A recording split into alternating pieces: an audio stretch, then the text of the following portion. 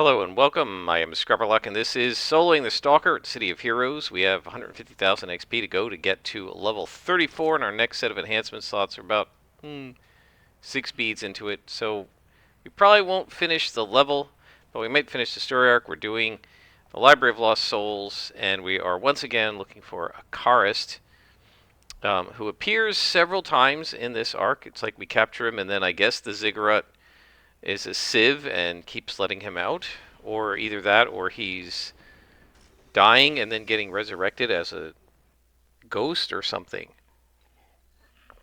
or maybe a zombie. I don't know. The Circle of Thorns does all kinds of things like that. They are quite nefarious. I did say in an earlier video that my days of filming 2 episodes a day were going to end because this week I'm supposed to be back at work, but I actually haven't gone back to work. Not for anything I've done, but the geniuses at my university, oh my gosh, the way they have designed things is beyond. It is, despite how bananas I think the place is, it's beyond anything I could have imagined. So, there was an electrical failure on our side of the block of the campus. Some panel failed that connects to a bunch of different buildings, and they had to fix it. And so they were able to fix my building and the computer science building. So I'm in sort of essentially the old science building. And what are we looking for? Karist and his coven. And there's also a new science building. So computer science and the old science building are fixed. The new science building was not. The new science building, however, has a really cool backup generator. So the building was on backup power. It wasn't. You couldn't go in there and use it, right? Like for your office and stuff. I don't have an office in there, so I didn't really care. But here's the fun part. Apparently, they positioned the generator, which is a diesel generator, in such a way that the fumes from the diesel generator were blowing right past the air intakes for the old science building. So the new science building, which is next door, they put the generator in such a place where the old science building was going to basically inhale the diesel fumes into the building, and people were smelling it, and they called environmental safety, and environmental safety came over and kicked everybody out of the building because of the diesel fumes. So literally, if the new science building loses power, both the new and old science building have to be evacuated because the diesel fumes are going to get into the old. Like, why would you build it there? Build it on the other side of the building where there's a freeway over there. this, I don't understand. But in any case, because of this stuff, we've been asked to work from home this entire week. Apparently, that problem, it's a Wednesday, has been corrected, and the chair of the department said we can go back by Friday, and so I plan to go in on Friday, but I've been home, and so not commuting gives me time to play more City of Heroes and stuff like that. I also am very lucky that this semester I am simply repeating the courses I've already taught. I've made a couple of minor changes to them, but that only required minor alterations to my PowerPoint slides that I use for lecturing, and just that's it. I just had to delete some stuff and replace it and reword it or whatever. Will you stop floating around so I can punch you? Pain in the neck.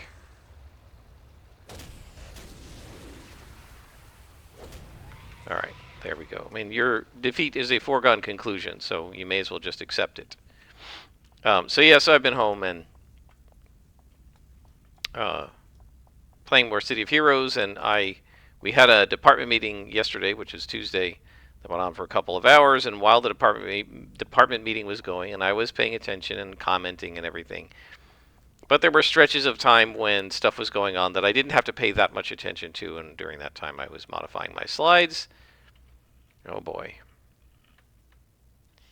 Okay, these guys are minions. I think I'm going to go after this guy first. And so I got all my slides for my Gen Bio class modified, and then I realized I was going to have to make some of the same modifications for Zoology, which is my sort of sophomore, junior level class. And I did that this morning, and I just decided to crank through it, really, just get it done. I was done with that by, 11 o'clock. Then I took a break to film the previous episode, and now this episode.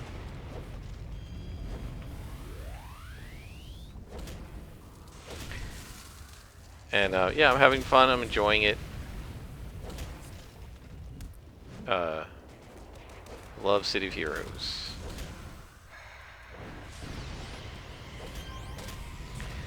So I have to say, these large spawns of +2s are definitely the level of challenge that I would love to maintain as a general proposition.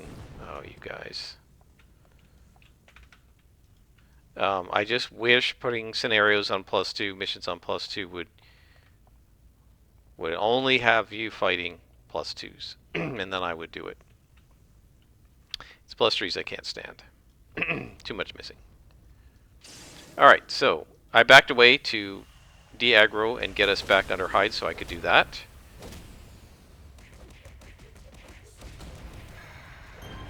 And that took care of him.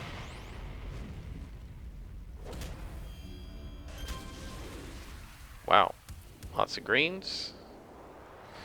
So we're just looking for a Karist at this point.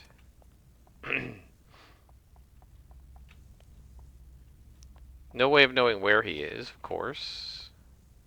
This is a pretty big section of Orenbega, so... one rule of thumb is often the bosses are behind those kinds of doors, but this room is just a prison.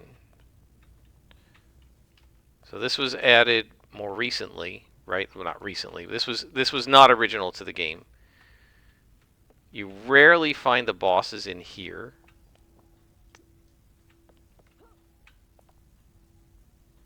This is just one of these like rooms full of stuff to fight, and if you get caught, you have to break your way out.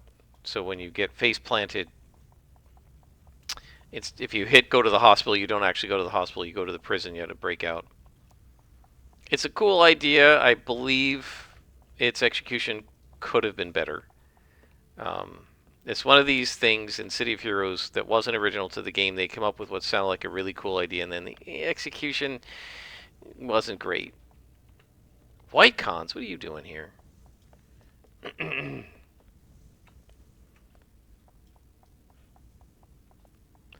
What I most want to do is find Akaris so that we know we've got him. I don't understand why we have white cons here.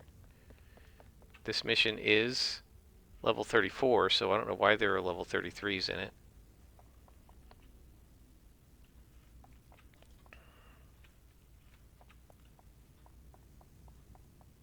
Shouldn't be. Like, I didn't just level up, you know.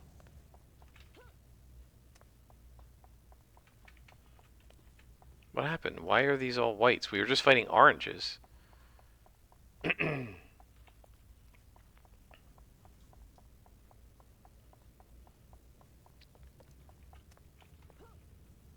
Okay. Is there another section to this base? Over to the other side.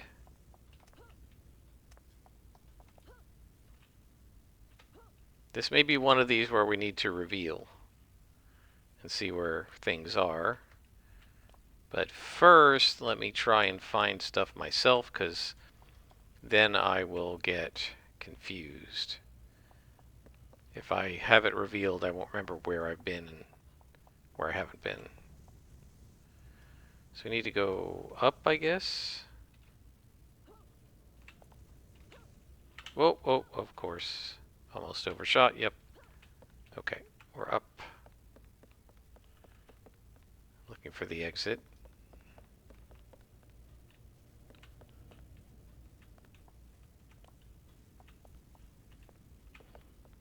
We came from there, right? There, yeah. No? Yeah, over here. Wait a minute. Where'd we come from then? Oh, up here?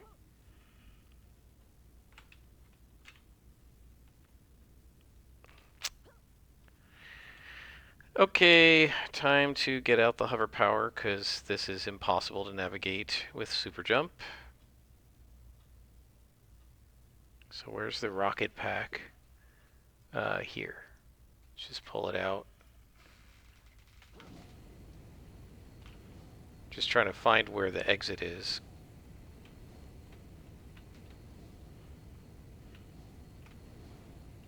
Yeah, it's way up here. Trying to get up there with super jump. Yeah, you can do it, but yeah, not worth it. Okay. Alright, so let's try over here. I have no idea where Karist is. And I may have missed him, but let's just try over here and see. Nope, this just wraps back around. Oh, but there's a spot up here now, too.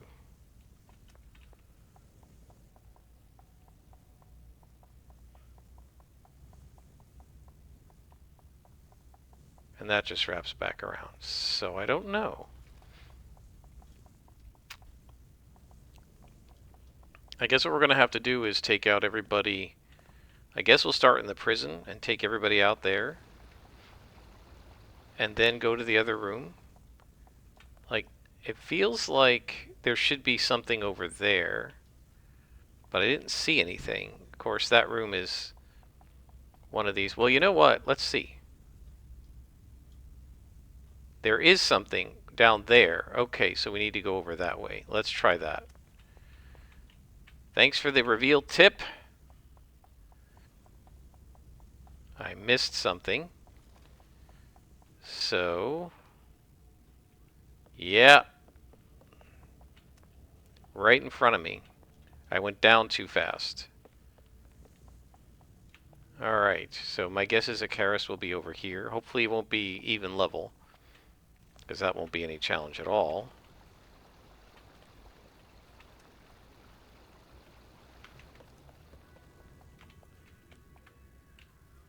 Alright, these guys should be fun.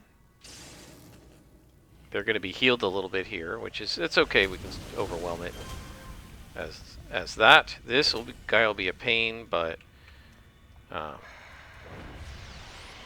try turning that on and see if we can disorient him. Nope, missed him.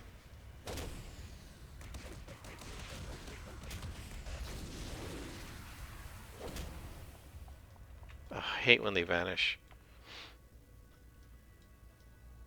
You just gotta wait for him.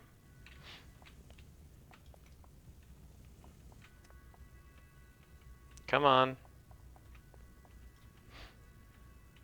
Alright, well, I'm just gonna leave him alone then. Did he come back? Where'd he go? Did he follow me through here? No. I don't know where he went. Hopefully it's not defeat all, because I have no idea where he went.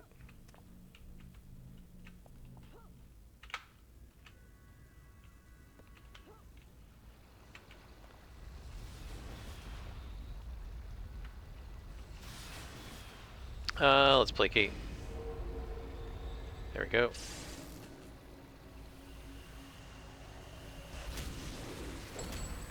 Took care of that.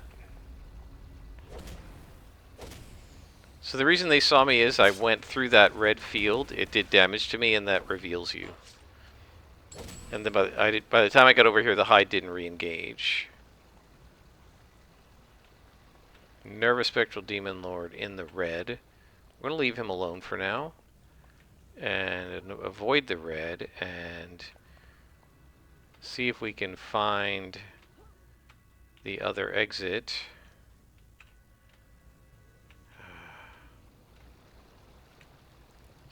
Oh, come on with this. Okay, these rooms are very annoying, actually. Here we go. You gotta go underneath, over and under, in order to get to this tunnel. I'm guessing Akaris is going to be in the final room. If not, we're just going to have to work our way back and fight everybody.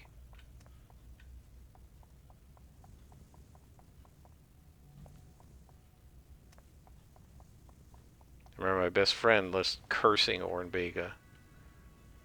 I think I just heard a Karist. Probably down here. Now we got to defeat his whole coven, so it may be most of this room or all of it. I thought I heard a Karist talking. No? Yeah. I thought the word balloon came from down here, but I guess not. So we're just going to have to look for him.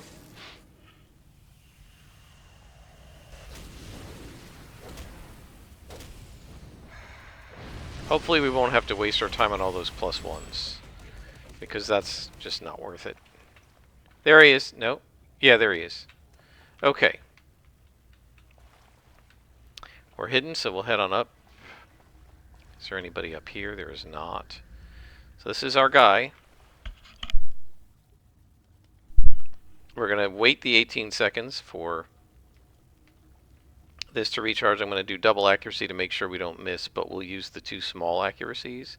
These are 7.5% each. These are 18.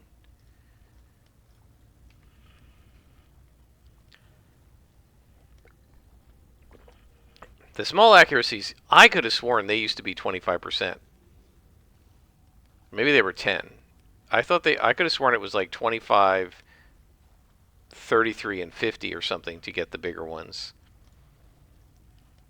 They definitely nerfed the pills.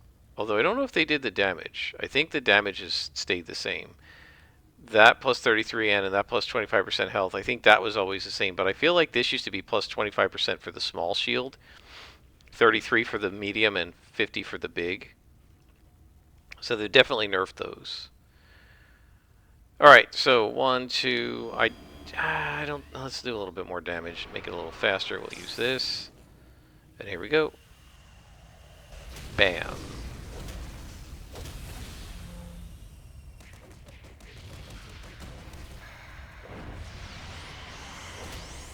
Placate.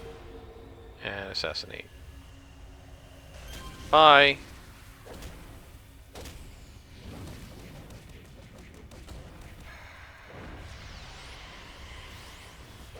Okay, so that takes care of him. Let's make sure everybody down here is gotten. It looks like they have been, so now when we get to the gate, we'll go back up. And then we'll clear out the guys up here. See, we got them, and them. Anybody else? That looks like it. There might be guys up above. I want to stay away from the red because it will reveal me.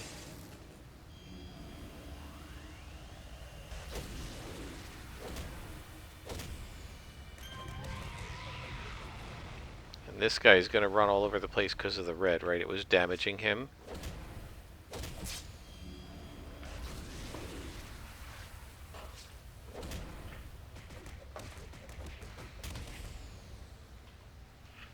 Okay, that takes care of them.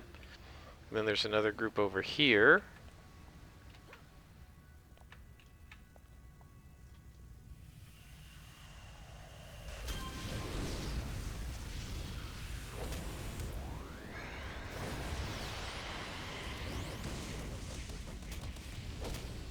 Where did the fire guy come from? Oh, he was over on the side, right? And that's the coven, and that's the clue. Records show that I was a kind man once, though I barely remember that now. So he's kind of like being resurrected, or his body was found and they resurrected it, or something like that. Anyway, alright, so we call Peter Stemets. I hope that Akaris is willing to leave the circle, but he wasn't. So, now we have to speak with Azuria in Atlas Park. Yes, somebody was saying, one of my commenters was saying that they introduced their daughter to City of Heroes, and the tutorial was fine and everything, and then when they got to Atlas Park, I guess, she got overwhelmed. Maybe because of all the players who sometimes congregate in Alice Park, especially if it was over the holidays. Um, yeah, I mean, that's why it's a shame that they don't have both Alice Park and Galaxy City anymore. Because Alice Park was always more crowded, and I actually like Galaxy City better. Both as a zone and just because it was generally less crowded. Because Alice Park was just where everybody used to gather, you know. So now we need to recover the Spirit Thorns on Talos Island. These are um, the like spiritual remnants that the um, Circle are using as weaponry, right? If we look at the clues, um, what does it say in the mission? So the Circle Mystic Icarus pointed our research in the proper direction thanks to him.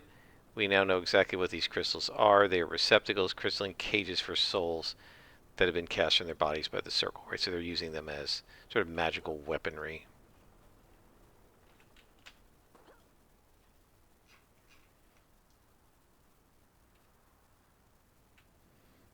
Yeah, I mean, and it's funny because this is an old game, so you don't think of it as being complex. Most people who have been playing RPGs all along and maybe didn't play City of Heroes back in the day because they're younger and they didn't start playing games until the 2010s and stuff would look at this and probably complain that it was quite simplistic. I think I've even seen people make that complaint. It's slow, it's simplistic, it's a little bit obvious, or what have you. Um, but it can overwhelm people, and I know that if they're not used to games, there were some mechanisms in this game where, like the conning system and stuff, they do explain it briefly, but they sort of assumed that everybody playing City of Heroes had already played other MMOs, and that's not true anymore. And when I had the quote unquote new girl from our Deadlands group, which is getting ready to start up again, hopefully on Saturday, I've been working on it. Um, Playing City of Heroes, she was overwhelmed by some of the stuff too. And I was like, we were online, and it was actually, it would have been easier if I had been in person. 3 misses out of 4, come on, game. Um, if I'd been in her house, I think I could have helped a lot more. But because she lives on the other side of the state, and we had to do everything by sort of verbally, it was very difficult. And she also has, I don't know if you want to call it a learning disability, as she calls it that, um, but she has some form of dysgraphia, which is a more extreme form of dyslexia, um, that is, uh, it is such that she cannot, in real life and probably almost certainly in the game, she cannot tell her left from her right. And so, I don't know if I've mentioned this before, she's incredibly difficult to get directions from in a car when you're driving. At one point, I had to drive her to pick her car up at the mechanics because she didn't have a ride and she was working for me, so she asked if I could give her a ride, so I drove her over there. And she was giving me directions because I'd never been to this particular mechanic before, and she was saying, like, turn to your side instead of turn left, turn to my side instead of turn right, because she doesn't know that her side is right, she just knows it's the passenger side. So I don't know how she can tell it's the passenger side and not left, right, but you can imagine somebody who's struggling to tell the left from the right trying to navigate through the maps and stuff and through the hallways of the like the warehouses and the offices. She was getting stuck. The sewers, you know how you go through the doors and you kind of have to go left and then right and then left to snake through there. She just kept running into walls and getting stuck. And so I would move forward. I was the scrapper and just scout the area and make sure it was safe. Sometimes I would go through and say, right through this door, and I'd start a fight. And, she wouldn't even be in the fight because she was trying to figure out how to get around the obstacles to get there because, again, she struggles with that. So she was pretty overwhelmed in early on in the game. She eventually got the hang of it mostly, but there were still some things that always made her struggle. And Um, so yeah, it can be difficult if you're not used to this stuff, and it can certainly be difficult if you have some sort of a disability like that as well.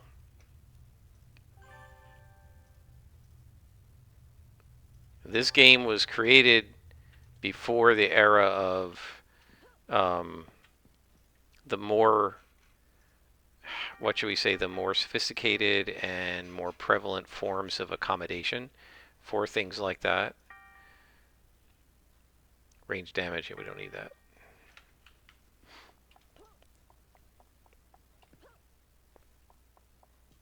Right, so for example, um, is it Satisfactory? What game was it? I think it was Satisfactory, where you could turn off, if you have arachnophobia, right? You could turn off spiders. And so whenever you're fighting these creatures that look like spiders, it was these very low res 2D photos of like cat faces that would be attacking you. It looked really stupid, so I never turned it off because I'm not afraid of spiders. Um, but yeah, if somebody has arachnophobia, you could imagine that they might really have trouble with the Arachnos faction. And there's no option in City of Heroes to like turn that off on your interface so that you don't see the spidery stuff.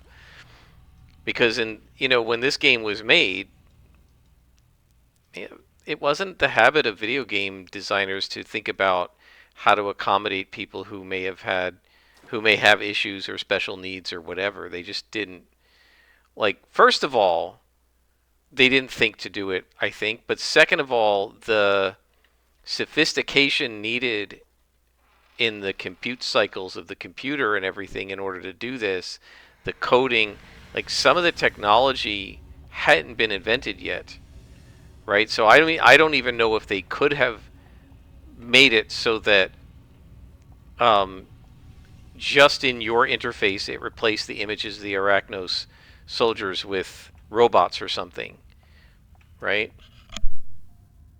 That's a level of processing I don't know if these servers could have done in 2004. Remember, we were on dial-up. Whereas you're playing something like, I think it was Satisfactory, solo on your computer. Here's the Karist again. And you have, you're working with a, modern computer instead of like the Pentium 3s or whatever we had back in when City of Heroes first came out.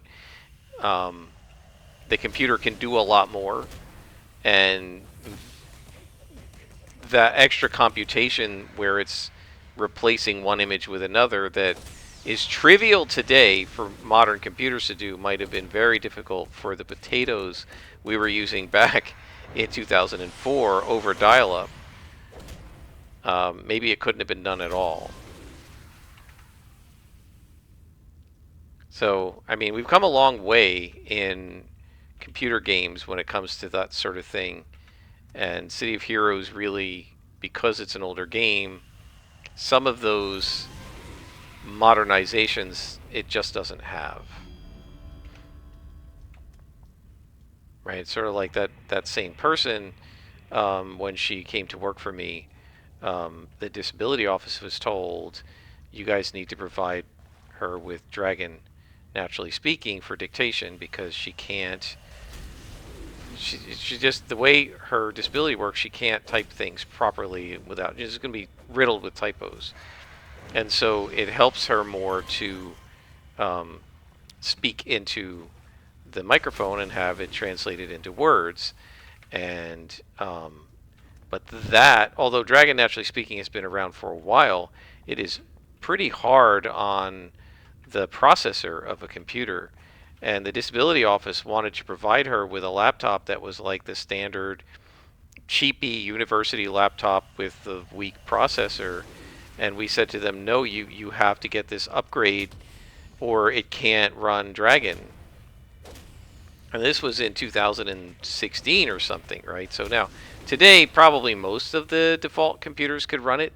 But at the time in 2016, you needed an upgrade. The laptops they gave us were so cheap and so weak, and I was lucky that in my department, because I had these guys, they don't aggro unless they see you, and so you can't actually attack them.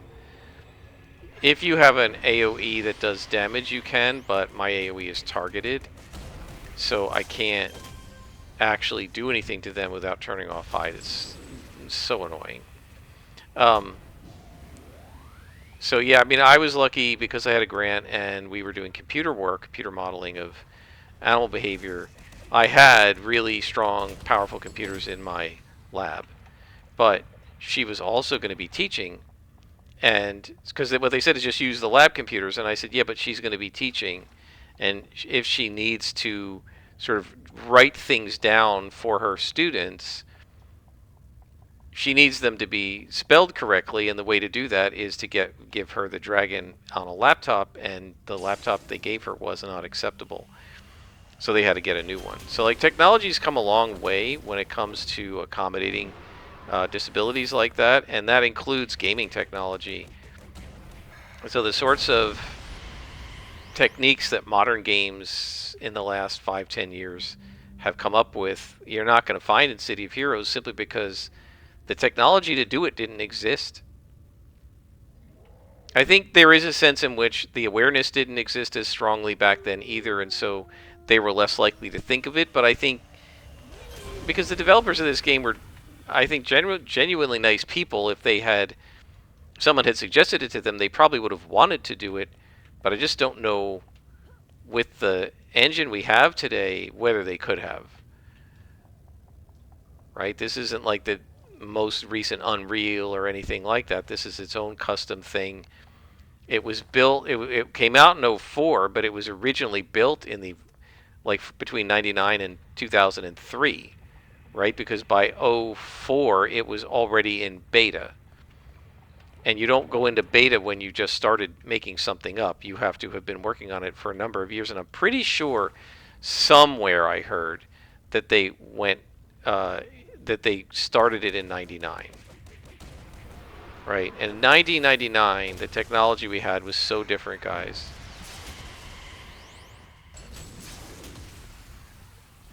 So I think, sometimes the awareness isn't there, and even if you told people that they could and should accommodate, they wouldn't have been sensitive enough or caring enough to do it. But I don't think that's true in the COH devs case. I think they were actually pretty nice people, and they would have, if they could have, designed things to help people who have problems like my friend did. But I don't think the technology existed to do it. And even if the potential technology had existed, that is, you could mechanically do it, I don't even know if the processor power would have existed to actually run the tech, right? Just like it's one thing to have Dragon. Oh, I forgot to put hide back on. It's one thing to have Dragon. Dragon's a great piece of tech, but you also have to have the CPU power to run it, right? If you don't, then it doesn't really matter whether you have Dragon or not. Let's placate. And I guess I'll start with this guy because he's more resistant, I think. Take him out. Maybe they all are resistant, I don't really know.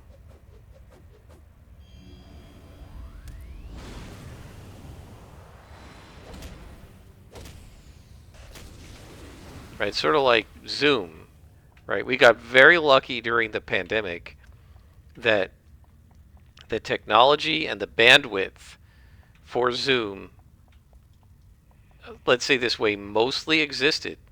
Although I will say that during the height of the pandemic, when everybody was doing Zoom for everything, they were talking about how we were straining the bandwidth. Zoom was really straining to keep up with all the meetings that they were doing. They had to keep adding more servers and adding more bandwidth and stuff like that. And just certain regions, their bandwidth was under strain. If the pandemic had happened 5 years earlier, we would not have had the technology to do all the online stuff that we did, right? And that online stuff that we now have, right, is able to accommodate inclement weather now. Like my nephews, of course, they hate this. They don't get snow days anymore. When there's a snow day, it's a remote day, and the teacher, zooms from home in her pajamas, I guess. Probably not her pajamas, but she zooms from home, they zoom from home, and they still have a class day. I mean, I'm sure they do slightly different activities than they would have done if they were in person, because that's sort of inevitable, but they still have class, right? As opposed to, when I was a kid, what did you do on a snow day? You were outside having snowball fights. It was a day off, right? We had a shovel. My mom would say, get the shovel and go out and do it, but then once the shoveling was done, we could play. And I didn't mind shoveling. It was fun. Like we do it together. My dad would go out, when I was a kid, and my sister and I, and he probably did most of it, and we helped him a little bit. And it was fun. I used to like to do it. Oh, these things. All right, let's pull them out of the cairn. Come on. Got to break line of sight. Let's get him out of here. Are you not going to come? Well, buddy, I just have to click this glowy. So if you're not going to come over here, then I'm done. Bye. I hate those guys. Just because of the cairns. Okay. I mean, I would have fought him if he'd come over to me, but I'm not going to chase him around. So yeah, it's interesting that technology has come a long way, and we can do things in video games and in other software areas. We can do things that we couldn't do before. And City of Heroes in many ways is ideal because since it's an older game, it does not strain computer systems. So like the same player has been struggling now. We're getting ready to go back to Deadlands, and we use Foundry, and I just re-upped the Foundry subscription with additional memory because for whatever reason, when they updated Foundry and all the modules got updated for Deadlands, it was bigger than the default amount of memory. They give you 500 megabytes or something in the game folder, and then 5 gigs for your assets. And for whatever reason, the Deadlands stuff, it's all in the game folder, and it was too big, even though it worked okay under the previous version. So you can subscribe to more memory, which I did do the other day, yesterday, I guess. And but I told my group, until you guys are sure we're going to be able to start up again, I'm not subscribing because I'm not going to waste months and months and months of extra, an extra $5 a month or whatever it is. It's not that much, but I'm not going to waste 3 or 4 months of subscribing to memory I don't need because we might play, but we aren't actually going to. So I got in there, and I finally got into the new Foundry, and I actually hate the new interface. And there is a mod to go back to the old interface mostly, and I would personally install it. But I said to my players, go in, I've left it up, go in, play with it, see which one you like better. If everybody likes the new one, I'll stomach it, right? But if several of us hate the new one, and I can almost predict what's going to happen. Everybody else is going to like the old one except my best friend who always likes the newest thing. And he's going to want to stay on the new one. If he's the only one, I'm sorry, but too bad. So the same girl who was struggling with this game went into Foundry, and she was struggling. She wasn't struggling with Foundry. She understands how to use it and everything, although she hated the new interface as well. She agrees with me. But she said it was making her computer choke, and like she kept having to reload or log out and log back in because it was just, I don't know, it was overloading her RAM, or I don't know what it was doing, but it works in a browser, and things that work in a browser, well, browsers are actually not very efficient at memory management and stuff, and so this kind of game on your computer is much faster than if you tried to run this in a browser. Right? Literally, the same CPU would get 50% or lower frames per second trying to run this in a browser rather than as an individual app on your computer. And so, as much trouble as she had navigating City of Heroes because of her disability, her computer, which is a 2019 laptop, so it's not super modern, had absolutely no trouble running City of Heroes because it's an older game. So one of the huge advantages of City of Heroes is that people who can't afford high-end computers can still play this really awesome game that works just as well as it did in 2004, if not better, right? So that's awesome, and so that's a good thing, right? So that's helping people who can't afford a high-end computer and they can still play this really awesome video game. On the other hand, because it's older, City of Heroes doesn't have some of the modern technology that could have helped this friend of mine with her actual disability. So it's sort of like two-edged sword, right? It's good because it's older and therefore you can run it on a potato, but it's bad that it's older and therefore some of the more modern methods of helping people who have disabilities play games just didn't exist or hadn't been figured out back then, and there's almost no way to retrofit them into the game. Probably isn't anyway, right? Because it just wasn't designed that way. Okay, so I think this is the end of the arc. We're liberating the lost souls. We have 10 souls remaining.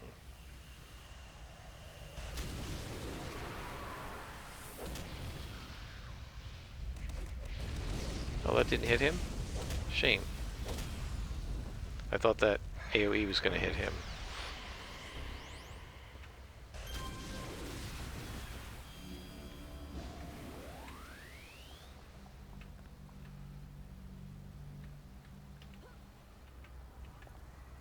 Wait.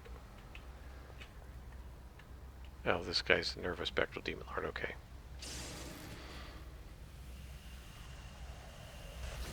Oh, come on. This is going to be a pain now.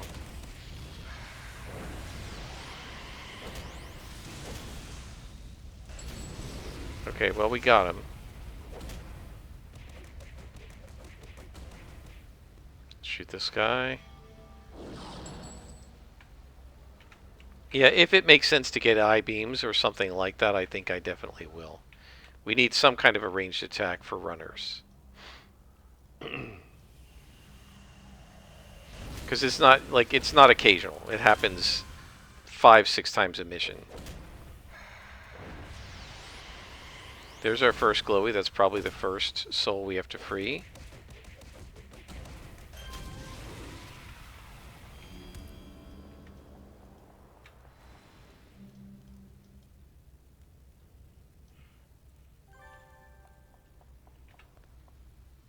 One down. 9 to go. Some of the labyrinthine nature of Oren Bega can be annoying, but I have to say the art assets for this are among the best in the game. I love the way the stonework looks. You've got all the little hieroglyphics going along here. The torches look great. The lighting is amazing.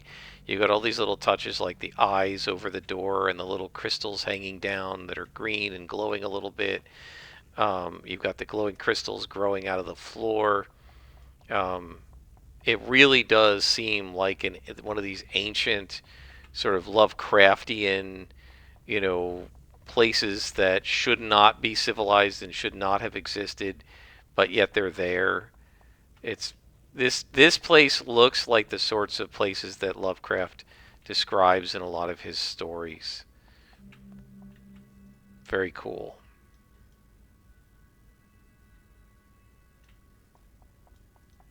And I was looking, so let's talk about Deadlands a little bit, because I guess in a few episodes maybe I'll give you my update for what happened in our next session, but assuming it goes off the way it's supposed to in a few days.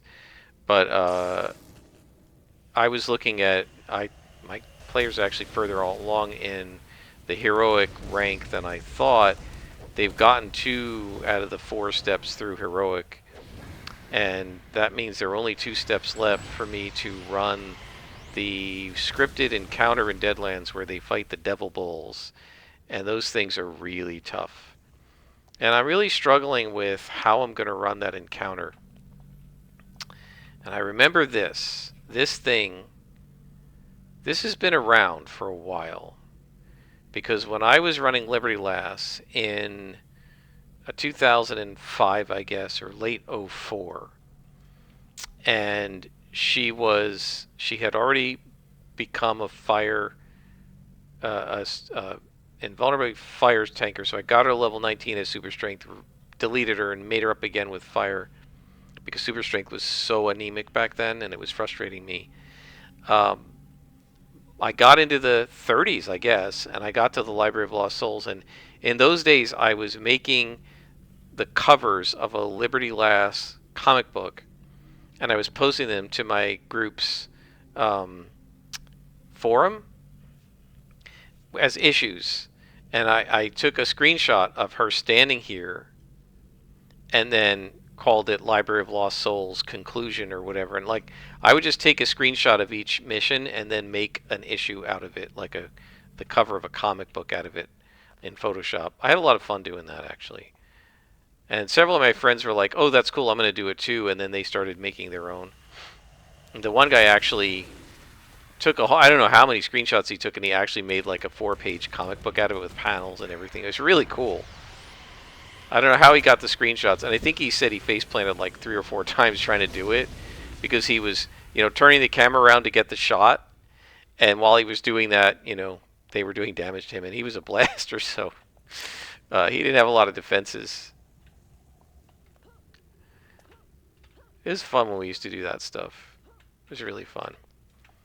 So anyway, back to Deadlands. So these devil bulls, what it says in the rule book is that the bulls are sent by the reckoners when the players get to the heroic rank. They hear hooves coming at them in the distance, getting louder and louder each night for 5 nights. And then on midnight, the 5th night, the devil bulls... do we have a portal that I can go up to get up there? Or am I going to have to use flight? The devil bulls attack them, and there's 1 bull per player character. And they say that only the bull's target can damage them. And the bulls remain until their target is dead. The bulls remain until their target's dead. And they and they cannot be hurt by anyone but their target. Okay? Now the way this is written is ambiguous enough that I could not tell if each player character is targeted by a single unique bull. That is, the ranger is targeted by a bull who can only be hurt by the ranger, and if the ranger dies, then that bull disappears. And the huckster is targeted by a bull that can only be hurt by the huckster, and after the huckster dies, that bull disappears, and the bulls only target that particular character. Or if it means that collectively all the bulls can only be hurt by the player characters and no NPCs, and collectively all the bulls will only leave when all 4 players are dead. I don't know which one it is, right? And it seems to me if it's the one-on-one version, that could be extremely difficult because, some of the player characters are better at hurting enemies than others. Some of them have guns and some of them don't. And so I knew there was a portal down here. I missed it. I actually ran past it and then forgot about it. So it could be very difficult if the Blessed can heal but can't do damage very well. Then if their bull can only be hurt by them and they can't do any damage, that particular guy, right, then he's basically going to die. And so that could be very difficult. But on the other hand, if after the target dies the individual bull vanishes, then the party won't be outnumbered, right? Every time one of them goes down, How did I not do damage to this guy and still be seen? Um, every time a bull takes out a PC, it vanishes so they won't get outnumbered. On the other hand, if it's a collective thing, all the bulls stick around until all the players are dead. Then, if the bulls kill one person, then they can gang up on one of the other characters, and it could end up being one of these fail cycles where as soon as one of them goes down, then the bulls can double team somebody else. That'll make that person go down. Then they can triple team the next person, and before you know it, the whole party wipes. Now, the devil bulls are infamous in Deadlands for causing party wipes, and they caused party wipe in the Wildcards show. So, so I don't know which way to do it actually. And when I asked on the Deadlands Discord, they said you know it's whatever you want. I think I'm probably going to do the collective version because I just think that it might be too hard otherwise. What actually, when I was watching, I'm not going to do this, but I think it might be kind of cool as a puzzle. When I was watching the Wildcard show, or was actually listening to it, I was on the way home. I hear a glowy over here. I was on the way home actually from my mom had passed away, and I was driving back home after the funeral. This was in 2022, and I was listening to that episode as a podcast on my iPhone as I was driving to pass the time and kind of forget about my problems and stuff. And so they were having this thing happen, and they were doing damage to these bulls. So the bulls have an insanely high toughness in Savage Worlds, mostly doing 2 or 3d6 damage at most. You might be able to get a 4th d6, which is going to average about 14 damage, and the bulls have like a 20 toughness, so it's extremely difficult to hurt them. And so the player characters had done 16 damage, 17 damage, hadn't done anything to them. And I knew there was something in the bull's description about who could hurt them and who couldn't. And for whatever reason, as I was listening to this, I mistook it because I couldn't remember exactly what the rule was, and I thought that they each have a target, but that their target couldn't damage them, but other people could. And so what I thought the puzzle for the party was, that it's not, but what I thought it was, and I think this might be cool, is if the bull attacking you, you can't hurt it, but your friends can. And eventually, if you can figure that out, then you could take them down, right? But it turns out they just have really high toughness. So I don't know how I'm going to work it. I'm still thinking about it. And of course, by the time you guys hear this, I may have already run the encounter. My players, we haven't played in months. We had since April, so it's been like 8 months. And I'm sure they've forgotten what they were doing, and I've refreshed it. I had all my notes, thankfully, in Obsidian, because a bunch of my notes were in the calendar app, the simple calendar in Foundry, and it doesn't work with the current version of Foundry, and it's totally broken. And I couldn't even read most of the files. But fortunately, I had exported them to Obsidian, which is a note-taking app, and I can read it there. So that's all fine. And I started working on stuff, and they've just defeated one of the servants of chaos, and I mentioned that I think in a previous episode, and they're still on the train headed toward her base. And my guess is what's going to happen in the next session, because everybody's going to be rusty and it's going to take us an hour to remember where we were. All they're going to do is ride the train to the base and probably infiltrate it and find some magic items there and defeat her servants and get Alan Pinker to safety. And that's probably all that's going to happen, and I'm prepared for that. No problem. I was ready for them to go to that base before.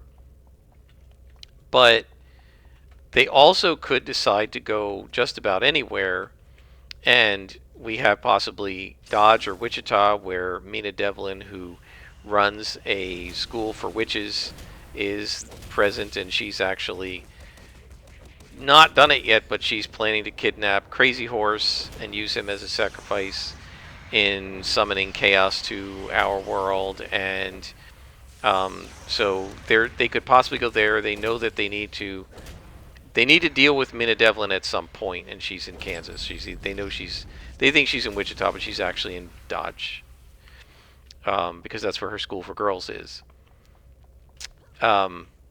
So they could go to those places. So I'm going to need a map for Dodge and that kind of thing, and for her school. And I got to figure out where she is and what she's doing and how she's planning to find and subdue Crazy Horse, because she hasn't done it yet, but she's planning to do it. Meanwhile, as they're in early September, in late September, Blaine, who was the Republican candidate in 1884 for president, is going to be kidnapped by an evil huckster who is another one of Chaos's servants, and he's going to be that huckster's sacrifice. And so that's going to be happening on his river barge in St. Louis, and they're going to be going down the river to New Orleans, I think, and I think so. And somewhere along the way, there's going to be a Maverick movie style gambling tournament that I'm pretty sure the huckster in the group wants to get involved in, because you can win $30,000. And I think she wants to do it, and plus she knows there are a bunch of hucksters there, and so she wants to deal with them and bring them to justice and so on. And so there's that. So they might want to go there. And then they also need to go to Tombstone and rescue Ginny Earp, who's going to be kidnapped by a guy named Cooley, who is based on a real life ranger who turned bad, became a bank robber. And so what do we got here? Okay, these guys are the most annoying, so we'll start with them. So they could want to go to Tombstone. I do have the map of Tombstone from Deadlands Reloaded. So I have that there. And there are some, I made up a cave network that's like in the sewers or whatever, not sewers, like cave network mines under Tombstone, where Cooley's gang is hiding out. And so I have that mapped out already, so they could go there. They also are going to need to go to Coot Jenkins and learn from him the only possible way to kill Jasper Stone, who will start hunting them when they become legendary. And then once they find that, they need to go back east to Gettysburg and eventually Indiana and search out the bullets that originally killed Stone, because that's the only thing that can damage him now. So they have all these things that they can do.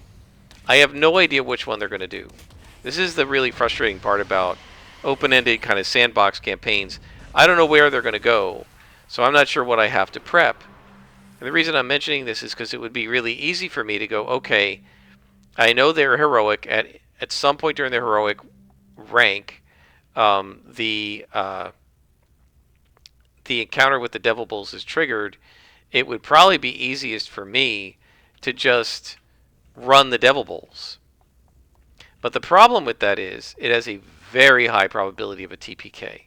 And after 8 months away, I don't want us to come back, get the Devil Bulls encounter while they're rusty and they don't even remember what their characters can do, and everybody dies.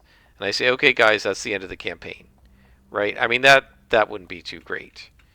So I don't think they're going to advance again for a little while, because they only advance now each time they defeat a one of the servitors of Chaos. And I think it's going to be a couple sessions before they can do that. But then after the next advance, I think the Devil Bulls are coming, because I want to get that encounter done. And I do want to give the Devil Bulls a chance to wipe the party. And if they do, then we're done, right? And I think I will say to them that if they want me to keep jamming, I will. But I love Deadlands, but I do think it's time to move on to another game, another setting, another game system, something. And I'm going to really push for generic horror, and if possible, East Texas University. I know my best friend is going to really hate the idea because you can't be a magic user, but But I will suggest, that maybe if the other players don't mind, he can be the one who's sort of psychically sensitive and can see ghosts and cast rituals and stuff like that. And there are amulets and stuff that they can use to, that can give them powers that they can get in the upper levels of the game as they get into the third and fourth year. So maybe he'll let me do that. Maybe the group will let me try Call of Cthulhu or Delta Green. Failing any of that, maybe they'll let me run something just using Horror Companion. We'll see. Okay, so we're going to Azuria with the crystals. I don't remember if this is the end. I feel like it seems like the end, and then there's more to do, which means we'll probably actually finish this in the next episode because we're already at an hour. So I feel like that's about as long as I want to go. But let's see what Azuria says. We have stuff to sell. Not much, but let's go ahead and do it. What's that one? Range AoE damage. We don't need that either. Let's see if that one is worth anything. I doubt it, but yeah, there's no PvP on it. Nah, it's not worth anything, so we'll just sell it.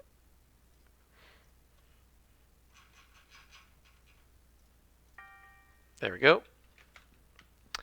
And then Magi and Azuria. She's one of my favorite NPCs. I really like her.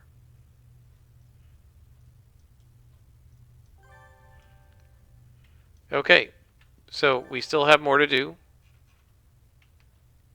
We have to recover Icarus now so that he isn't forced to be evil. And we'll do that in the next episode, guys. I hope you have enjoyed. This has been a lot of fun. I love the Library of Lost Souls. It's a cool story arc. And I feel like, other than the Lieutenant Spectre demons now, the individual minion ones aren't such a problem anymore because we really do so much damage so fast now that they really can't do much to us. And over the next few levels, as we get to the upper 30s, most of those are going to start cycling out, and we're just going to be fighting the air and fire and earth thorn casters. And then a bunch of the behemoths and behemoth overlords. We haven't fought a behemoth overlord yet, have we? It's just been the behemoth masters. I want to fight a behemoth overlord. They're really cool. I really like the way they look. Until next time, guys, I am Scrapperlock, and this has been Souling the Stalker on City of Heroes.